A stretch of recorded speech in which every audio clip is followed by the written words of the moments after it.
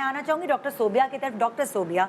میں آپ سے یہ پوچھنا چاہوں گی کہ ہمارے ارد گرد بھی کچھ ایسے لوگ ہیں جن کو ہم سک کہہ رہے ہیں, یہ تو ہم ان کو نارمل کہہ ہی نہیں رہے. ایک تو آپ مجھے بتائیں کہ یہ سکنس لوگوں میں پیدا کیوں ہوتی ہے, کیونکہ دیکھیں ہر کوئی تو ایسا پیدا نہیں ہوتا نا, یہ چیزیں تو آہستہ آہستہ آپ بری صحبت پہ بیٹھتے ہیں یا کیا جو بھی ہم اپنے مائنڈ میں بنائے ہوئے, ایز ایکسپرٹ آپ ہمیں بتائیں گی. اور وہ لوگ جو ہمارے ارد گرد ہیں, ہم ان میں کیا ایک نشانیاں جو ہیں وہ ان میں ہیں ایسی جس سے ہم اندازہ لگا سکتے ہیں کہ یہ نارمل نہیں ہے جن کے ساتھ کام کر رہے ہیں. ٹھیک ہے, اچھا پہلے تو میں آپ کو یہ سوال کر دوں کہ جو سکنس یعنی جو بیہیویئر ہم دیکھ رہے ہیں, ابھی ہم نے دیکھا ٹی وی پہ, یہ ایکسٹریم, اس کو ہم ایکسٹریم میں کنسیڈر کریں گے. یہ جو ہراسمنٹ ہے یہ بہت مائنر لیول سے بھی سٹارٹ ہوتی ہے, یعنی آپ کے اوپر اگر کوئی جملہ بھی کس دیتا ہے نا, یا آپ کے کلر کی بیس کے اوپر, آپ کی ریلیجن کی بیس کے اوپر, آپ کی جینڈر کی بیس کے اوپر, یا آپ کے کسی ایک پرسنل ایٹریبیوٹ کے اوپر بھی اگر آپ کو کوئی جملے کستا ہے تو وہ بھی ہراسمنٹ میں آتی ہے. یہ تو بالکل سیکشل ہراسمنٹ جو ہم کہتے ہیں نا کہ ایک ایکسٹریم فارم آف ہراسمنٹ ہے. اس کے بیہائنڈ مینٹل النس ہو بھی سکتی ہے اور ضروری نہیں ہے کہ ہو بھی. اچھا جی, کیونکہ ہراسمنٹ کے جب جو شخص ہراس کر رہا ہے نا, اس کے کچھ کیریکٹرسٹکس ہو سکتے ہیں. یعنی وہ یا تو کنٹرول چاہ رہا ہے, وہ پاور چاہ رہا ہے, ٹھیک ہے, وہ سیکشل کوہرشن چاہ رہا ہے, ٹھیک ہے, یعنی وہ فورس کرنا چاہ رہا ہے آپ کو, ٹھیک ہے, وہ ڈسکریمنیٹ کرنا چاہ رہا ہے, ٹھیک ہے, یعنی کوئی نہ کوئی پرسیویٹ کر کے, یا تو وہ چاہ رہے ہیں کہ جو کام آپ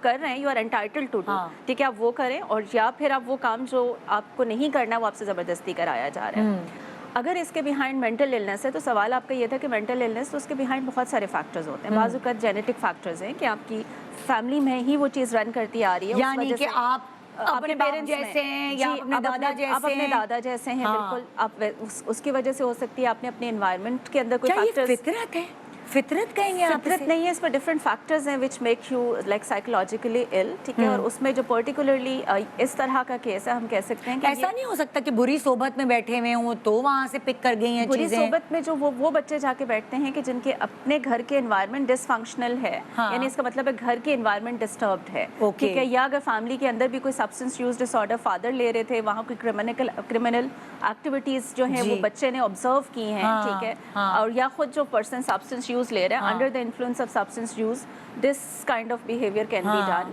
یا سائیکوسس ہے. سائیکوسس ہم کہتے ہیں یعنی سائیکوسس ہماری دو طرح کی مینٹل النسز ہوتی ہیں, ایک جس میں ہم نیوروسس کہتے ہیں اور ایک سائیکوسس. نیوروسس میں آپ کا ریالٹی کے ساتھ کانٹیکٹ رہتا ہے, یو نو کہ آپ مثال دے کے سمجھائیں کہ یہ میڈیکل ٹرمینالوجی ہے. جی بالکل, کہ جیسے آپ کا بیہیویئر آپ کو پتا ہے کہ مجھے کوئی سائیکولوجیکل ایشو ہے, ٹھیک ہے, مجھے جیسے ڈپریشن ہے, انگزائٹی ہے, مجھے یہ ہے, اور مجھے یہ معلوم ہے کہ یہ کس وجہ سے ہے. سائیکوسس وہ مینٹل النسز ہوتی ہیں جس میں آپ کا ریالٹی کے ساتھ کانٹیکٹ جو ہے وہ بریک ہو جاتا ہے, ٹھیک ہے, اس میں انسان کو نہیں پتا ہوتا کہ اس کے بیہیویئرز کیا ہیں. تو sometimes under the influence of that سائیکوسس جو ہے, جیسے شیزوفرینیا ہم کہتے ہیں, ٹھیک ہے, bipolar disorder, it's not a psychotic disorder, لیکن اس میں بھی ایک فیز آتا ہے کہ where a person can have like جیسے ہم مینک ایپیسوڈ کہتے ہیں, یعنی ایک نارمل آدمی, وہ نارمل آدمی, وہ سائیکولوجیکلی ڈسٹرب ہو چکا ہے, اور وہ جب وہ یہ حرکات کر دیتا ہے تو اس کو خود نہیں پتا ہوتا کہ میں نے یہ حرکت کی ہے. یہ ضروری ایسا ہے سائیکوسس کے اگر انڈر اس نے کیا ہے تو ضروری نہیں کہ اس کو پتا ہو کہ اس نے یہ کیا ہے. تو جو اس کے ساتھ رہنے والے ہیں وہ ان کو کرنا کیا چاہیے؟ ان کو کرنا, دیکھیں, جو ہیلپ کے لیے لے جانا چاہیے, ہیلپ کے لیے لے کے جانا چاہیے. سائیکوسس اگر کسی پرسن کو ہے نا, تو یہ تو ایک بیہیویئر ہے نا, وہ پرسن ویسے ہی آئسولیٹڈ ہے, اس کو آوازیں بھی سنائی دیتی ہیں, اس کو چیزیں بھی دکھائی دیتی ہیں, اس کو